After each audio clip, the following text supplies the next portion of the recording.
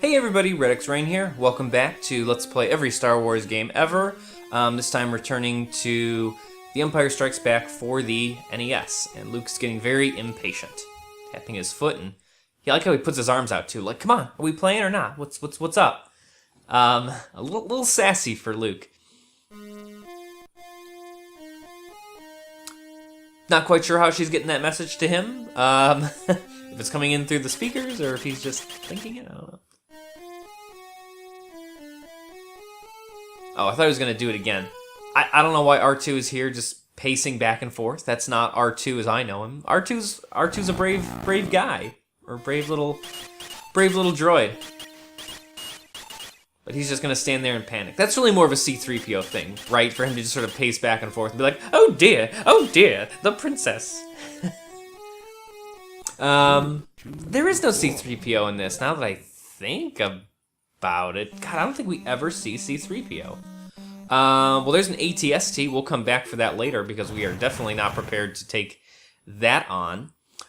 This level is very hard. Not that the first level isn't also... This is a very hard game. I think this game is for my money, this game is way harder than the last game, Star Wars for the NES. That one's not easy either. It took me a lot of practice to sort of get to stuff, but here again we have what I was talking about last time, this kind of adventure element where we have to really kind of, to make the game most playable, we have to sort of really scour every sort of room and area of each level to find these very helpful power-ups. The one that I just got there, a force power, will increase... I don't know if it like doubles the power of it. I don't know that there's necessarily even like a number to attribute to it, but basically it makes my lightsaber do a lot more damage. I'm gonna save that in case I get hurt here. So if we turn on the lightsaber force power and then turn this on, we can take down this AT-ST really easy, or pretty easy anyway. Just aim for the legs, of course. Teeter over. There we go. And what's cool is we can actually hop into the ATST if we wanted to, but we're not going to do that now because it can't. Well, I mean, I guess I can show it. Nah, I'll let it go because it can't climb ladders or anything, so there's no point. But it's cool. We'll see some more of that later though, taking over ships, which is a pretty interesting idea.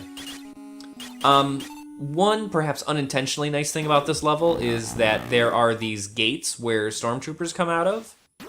And so if you're ever running low on health, if you just sort of stand in the middle of the gate, you'll probably see me do this a couple times, and you just keep swinging your lightsaber, they'll keep dropping hearts and you'll refill your health bar in a matter of seconds. So the bosses here are trickier, and the level design is trickier. There's more like traps and stuff, but the stormtroopers themselves aren't really much of a threat because again, where at least there's a gate, you can just sort of keep going. I was trying to land in that one. We don't have to take down this AT-ST, as Han was somehow telling us that there's just an empty one here. So this is pretty cool. You know, we get to control different sort of ships within a level. One trap you can see here is like, I don't know, broken power lines or something like that. If Luke touches it, it's instant death. But the AT-ST's armor, I guess, or whatever, can just walk straight through it with no problem. And of course, there's a pretty sweet gun. I think this looks kind of funny. I don't know what the physics are of that. Not only the physics of this floating platform, but just, it doesn't look like it could hold... I don't know exactly how heavy an AT-ST is, but I don't know. It just looks kind of funny to me. Those platforms are not big enough to support the weight of an AT-ST, I think. So we're going across the bottom here to take out these, I don't know, kind of laser barriers. Let's blow those up real quick. Because we got to go across the top there so we don't want to get, hurt. Of course, Luke can do it too, but may as well stay in the AT-ST as long as it can. 'Cause it's better firepower, it's got its own independent health bar, so why not? And that's as far as we can take it, so we press select and we, I don't know, self-detonate it or something like that. I don't really need force power, but I guess I'll take it.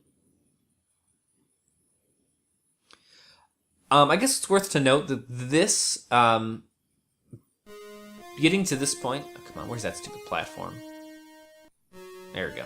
Oh, careful, tricky jumping here. One of the few moments where... Well, maybe not few moments, but one of the more limited moments where this game becomes more of a standard platformer with just jumping to things. So this was definitely... Getting through this playthrough right now is definitely was definitely a labor of I guess a labor of love.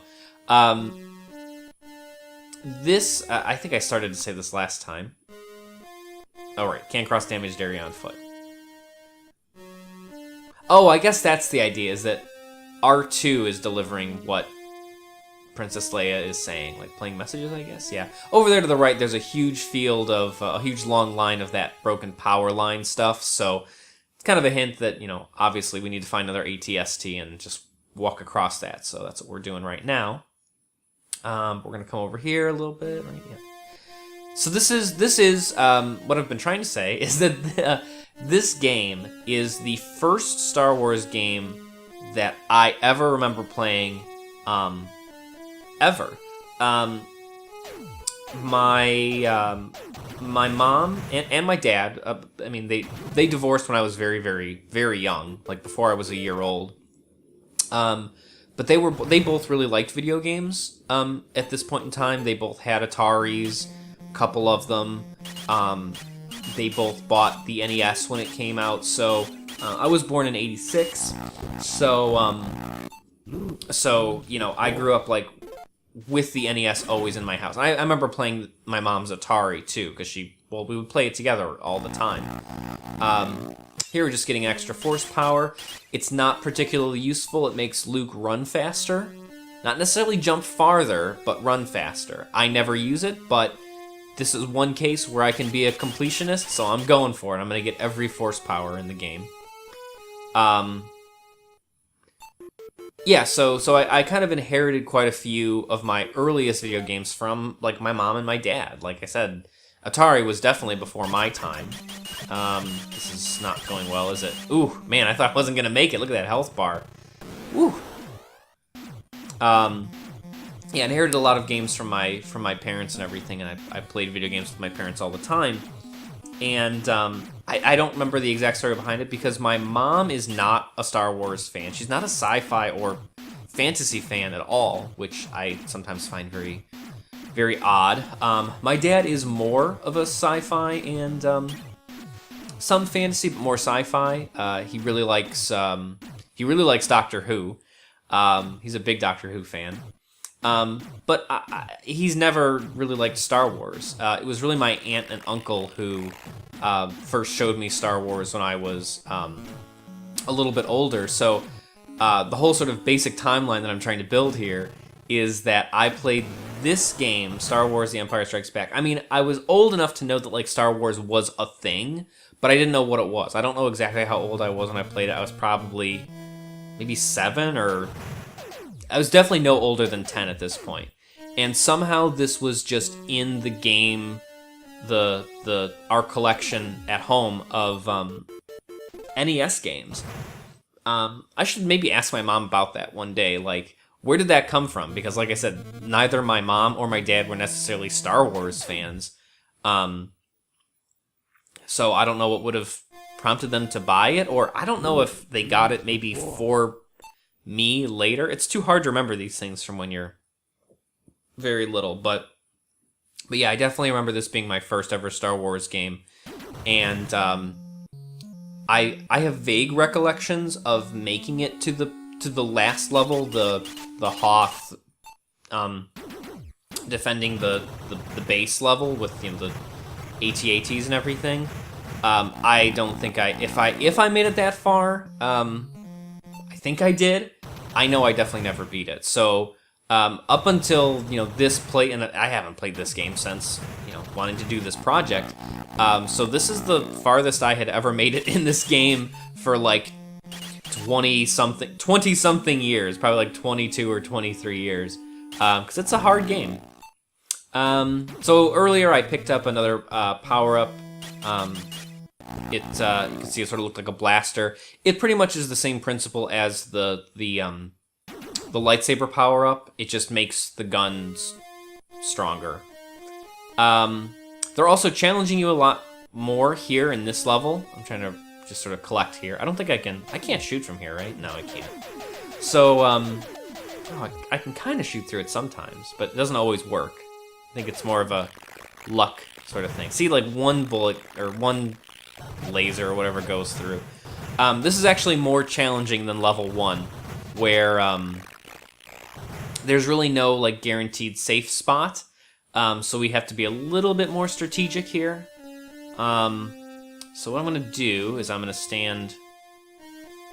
Hold on, is there a better spot here? No, I can't go any further than that. I didn't think so. There are some of these invisible barriers that you can't pass until you beat sub-bosses and stuff. So let me turn on the blaster upgrade force power thing. And it's kind of got to be swift here. Go up the ladder, down the ladder, try to avoid too many of these. But generally, if you just kind of shoot up like that and kind of keep a general eye on your health, brute force wins out. There we go. Nice. Grab more force power, because as you can see, the blaster upgrade takes a lot of force power. Like, it just whittled right away. The lightsaber power-up does that too. And then I think we have an AT-AT, or no, AT-ST to fight here, so let me switch over to... There we go. It's not going well. Come on, come on, come on, come on. Just... Shit. Nope. Nope. Oh, God, I need to go get more health. Oh, God, it's trapping me. Okay. Oh, that's ridiculous that he can go beyond that barrier, but I can't. Ugh. All too easy. Says you. Well, I guess it's easy to beat me, is what he's trying to say. All right, I'm going to work myself back to that point.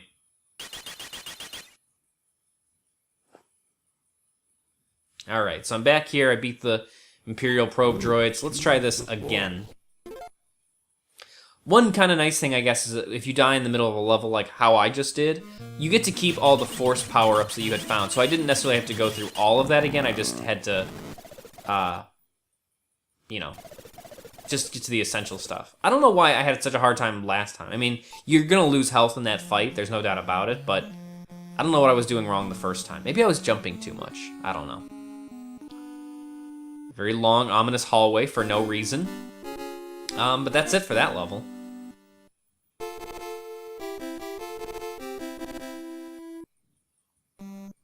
The music in this game isn't too bad, but it's so, what's the word? It's so sporadic. Like, it's like they play like a 20-second loop, and then it's dead silent, and then something kind of significant will happen, and they'll play a little bit more. It's not very... I guess it's dynamic, but not like super dynamic sound. I don't know. It's weird. There's a lot of awkward silences. I mean, here we got some music. So obviously, here we are on Dagobah.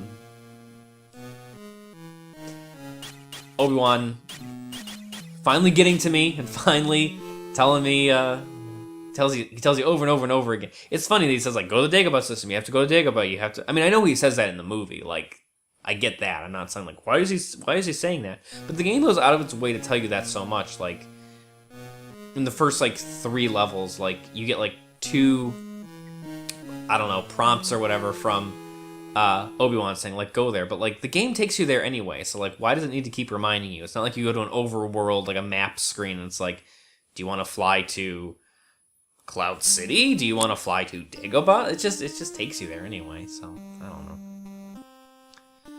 So here's another weird kind of costume thing where I guess Luke doesn't wear anything like green like this when he's on Dagobah. He's wearing his like rebel fighter uniform, but I guess they're going for a color palette thing here.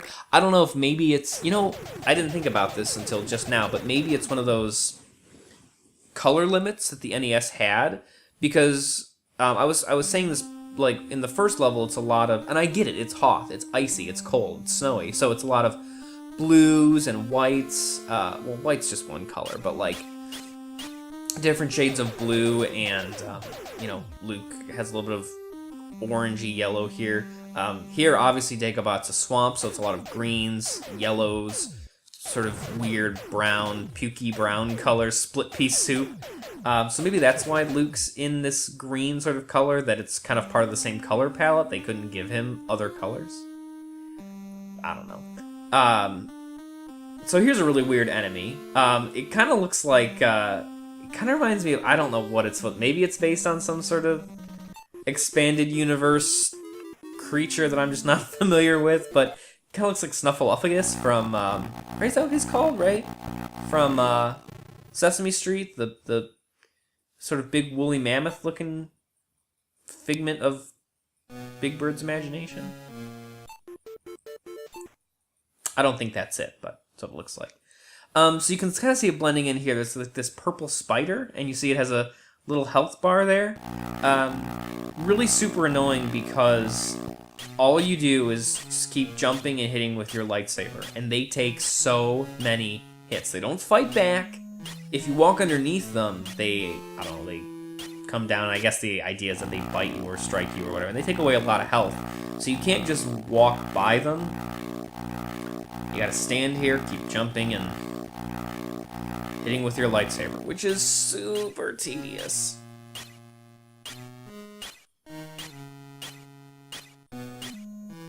Oh yeah, there's a weird thing that happens too with the sound. Whenever there's music playing, and again, this is parts of the, I think they were pushing the limits too much. Clearly with the color palette, they were doing too much because stuff looks kind of weird. I mean, but look at those trees. Like, there's a lot of complex, for the NES, shading going on with those, like, tree trunks. But then Luke looks like he's freaking, what does he look like? Like, he's freaking Robin Hood in, like, this all green, like, leotard looking thing. But something else with the NES only had, oh, how many sound channels does the NES have? 4? I was gonna say 2, but that's no way. I think the Atari has 2. The NES has, I think, 4 sound channels. So whenever there's music playing and you swing your lightsaber and hit something, it goes like ding, ding, ding. Because that's like, I guess that's part of one level of the sound that usually plays with the lightsaber. But when there's no music, it makes like the more somewhat traditional sound that a lightsaber makes, right? Kind of makes that sound. I don't know why it gets replaced with like that tinny sound. Maybe because it was just, like I said, it's a single channel sound that they could make. I think there's one of those tree monsters in that hole, so I'm a little worried about going for that force energy. I'm doing okay on force energy, and I'm actually doing pretty good on health, actually. Again, this is a very difficult level. It's, I would really be interested to see, like, the bitmap screen for these levels to see just how big they are, because, God, they are big for NES games. I'm sorry if I'm repeating myself, but they are. But this is a super vertical level. I feel like if you looked at a bitmap of this, it would be probably, like, I wouldn't be surprised if it's 3 or 4 times as tall as it is wide of a level. Because, like, right now, if I was to go straight down, it's pretty much the beginning of where the level begins. And unfortunately, you might see that because there's a very aggravating part of this level coming up. I hope I don't jinx myself, but I think it's coming up. Yep. Okay, so... Alright, I gotta run really quick, and I have to jump at just the right moment so that this stupid grasshopper doesn't interrupt my... There he is. Yes, I made it. Alright. Ooh, that may not look difficult, but that took me forever, because I thought you had to fight that grasshopper. You cannot fight that grasshopper. Like, it just doesn't happen. Oh no! Okay. Hold on. Okay, alright, I'm back up here. Well, that's... I guess that's more... Maybe it's more of like a praying mantis. I haven't actually seen it sit. Well, there's some dramatic irony, I guess. The grasshopper didn't knock me down. I just missed my jump and have nobody but myself to blame. There we go. We just want to jump off the side like that. There we go. Ah, stupid monster. But at least you got to see how very vertical this level is. Oh, and there's our man, Yoda. No, I'm not gonna do a Yoda impression. Although I do think I can do a pretty decent one. But everybody thinks they can. Right, like Yoda's one of those... Yoda, I think, is one of those characters... Wow, that is a very goofy image. By the way, I'm using save states here a little bit. Sorry, I'm not gonna do the save state every time, but I've made it this far, I need to save. That is such a derpy drawing of... Well, he looks kind of derpy on screen, too. Like, I mean, I guess he looks alright. He looks more like a gremlin. Cross the swamp, feel the force around you. Yeah, so this is, another... get from point A to point B sort of level. Well, I guess they all are like that, but... I'm trying to remember if there's any... Oh, there is... Oh, that's right. There's a very important force power to find in this level. Oh, God. What am I doing? Oh, yeah, right. Yoda is totally one of those characters that has, like, a very distinct voice, and I feel like everybody thinks they can do an impression of him, but, and I'm sure there are a few people who can, but I think most people think they can and they cannot. The 90s was full of those, and I think of, like, Austin Powers is a classic example of that. People think they can do, like, oh, I do, like, the best Austin Powers, like, and then it just comes out like, yeah, baby, and and you just get embarrassed for the... By the way, that was an intentionally bad, I'll try and save my ass by saying that was an intentionally bad Austin Powers impression. Or Borat. How can we forget Borat? Who wasn't? And I will admit I was one of those people in the whatever the year and a half that Borat was like everything to everybody, doing Borat impressions.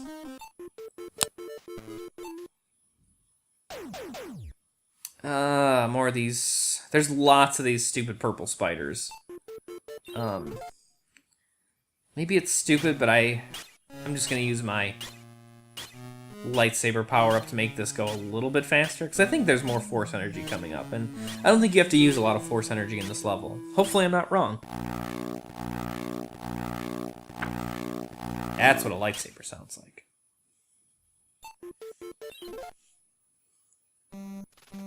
Yeah, see this force energy right there. Let's just get this spider? Yeah, it's definitely a spider. Come on.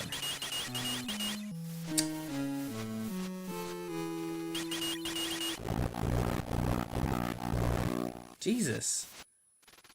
Did I accidentally turn... Maybe I turned my lightsaber power off and I didn't even remember it.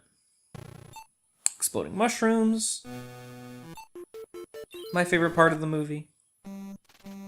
I do feel like this Dagobah section goes on far too long. I think that... Can I skip that? Oh, I can. Yeah, this part goes on way too long. I think one Dagobah level would have been just fine. But instead there's two. I mean, I guess it makes sense. First you have to find Yoda, and then Yoda has to test you. But he's not really testing me here. I guess he kind of is. It's just a harder level. In some ways. Actually, I think this level's a little bit easier because you can't, like, fall off the top of the screen and have to start all the way over again.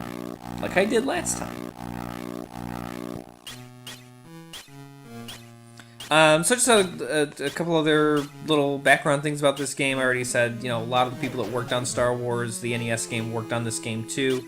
So that leads me, but most of the time, like, they sort of, like, changed hands. Like, someone was a producer in one, became an art director in another. Someone who did art became a director. Someone who did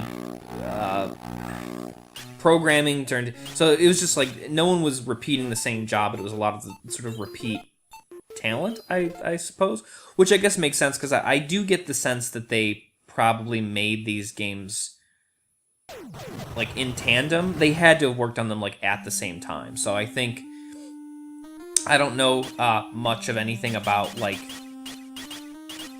the production of games in a way that's like, oh, what's like the standard like process of like turnaround for like how these, you know, how long does it take to do this on an NES, and like what was the expected amount of time that should be set aside for that. Hey, there's Snuffleupagus, guarding probably one of the most important Force power-ups. I'll just wait here for him to... Oops. Come on. There we go. It's a very cool Force power-up that... well, first of all, because I got a new Force power-up, it automatically fills my bar. But basically, if you're running low on health, but you have a lot of Force power, it will take however much health you need, it will take that away from your Force bar. So if you're at a point where like you lost a lot of health and you're very near the end, you might just want to do that for like an upcoming boss fight or something like that. But again, there's a little bit of, you know, conservation going on here too. If you only have, you know, if you're totally almost empty on health and you only have like 3 bars of Force power left, it will only give you 3 bars of health. But sometimes those 3 bars or whatever can really, you know, make or break a level for you. So, I should probably switch to... Nope, not the... There we go, thank you. Yeah, that made it a lot easier. Don't touch that water. This is also extremely important, the levitation force. In fact, it's so important that the game gives you at least 2, possibly 3 opportunities to get it, because you do absolutely need it to complete the game. So this is actually sort of an interesting callback, though again, I'm not going to say that it's intentional. This is almost exactly the same power that it was in the Japan-only, the Famicom version of Star Wars, that allows you to, if you know when to use it, to skip entire portions of levels, which is something I'm kind of half trying to do here, but I don't think it's going to work. Because I think if I conserved a little bit more and maybe like jumped beforehand, I might have been able to go over this. But that's okay. But yeah, there are absolutely parts of the game later where you cannot, you can't pass it without levitation force. So I think there's at least one other time where I'll pick that up again, but it's the same power. It's not like a better levitation force or anything like that.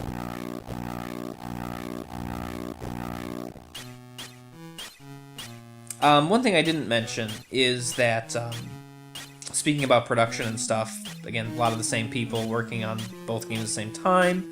Makes sense. I get the sense they were sort of under the gun to get, again, if we don't count the Famicom version, which we did not get in the US here of Star Wars, which, again, boy, did it played hard and, or fast and loose with the source material. Really, just, God, that game is so ridiculous.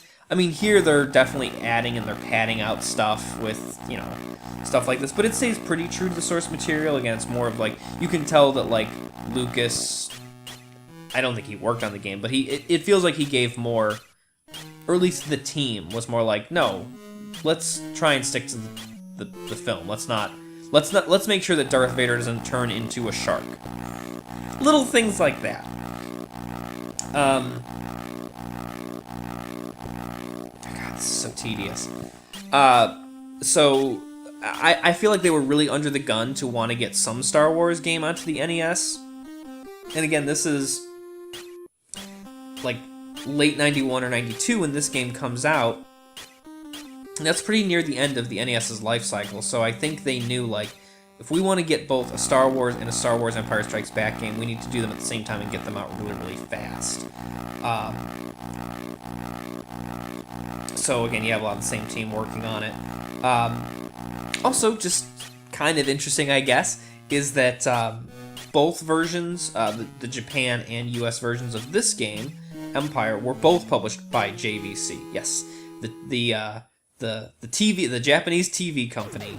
I guess they published more games than I really realized. They published the the NES Star Wars game in the US only, but here Japan also, for some reason, published by the same company. Not sure why that is, but it is. So, but the reason I bring that up is that, you know, again, JVC, they released the NES Star Wars in the US, so maybe the US did deliberately get this game first. They did get we did get Empire a year before, because that was something I was saying before about weird release dates where the best I could find, or like the most, and this isn't saying much, but the most consistent evidence I could find was that Empire, this game, came out March of 92 in the US, and then a year later, March of 93 in Japan. So I was thinking, like, well, why would we have gotten it so much earlier? Maybe because JVC, even though it's a Japanese company, for whatever reason, had like a better, like more consistent contract here in the States, and so that's why we got Empire Strikes Back a year ahead of Japan. I don't know. That's just a theory, I guess. I wouldn't be up here wasting my time with the stupid spider if I didn't want to get that force power. There we go. Let's see. I think I'm almost at the end of the level here. And they do something kind of cool near the end of this level that is a nice, not an homage to the movie. I mean, it's based on the film, but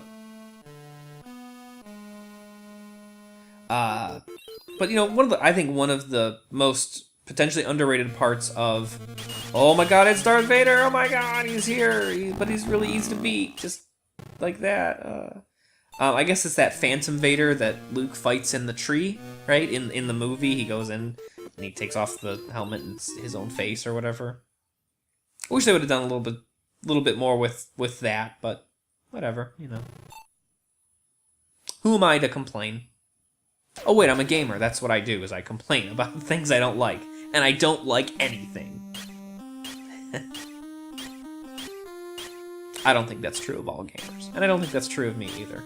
If anything, people tell me I'm too optimistic. People tell me, Rich, you play some of the worst games and you have such a good attitude about it. How do you do it? And I'm like, I don't know. Maybe it's just the teacher in me.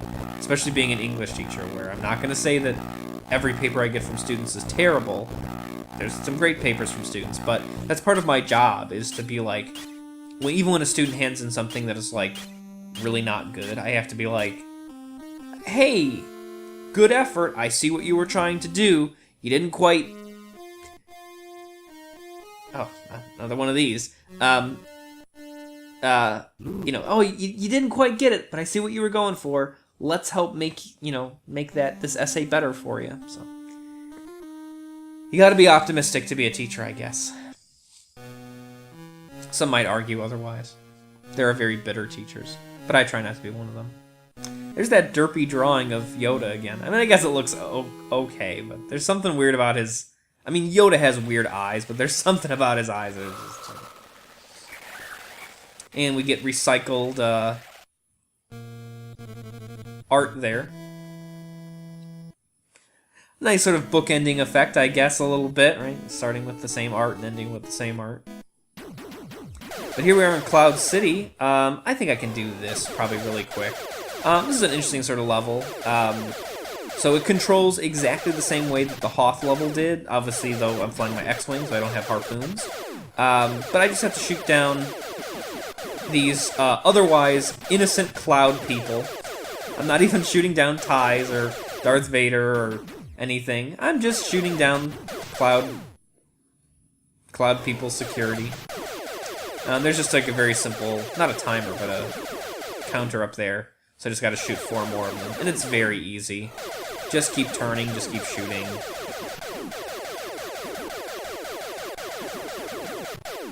I think they give you more ships than you need to shoot down, so it's not like you need to hunt things down. This is a very small area.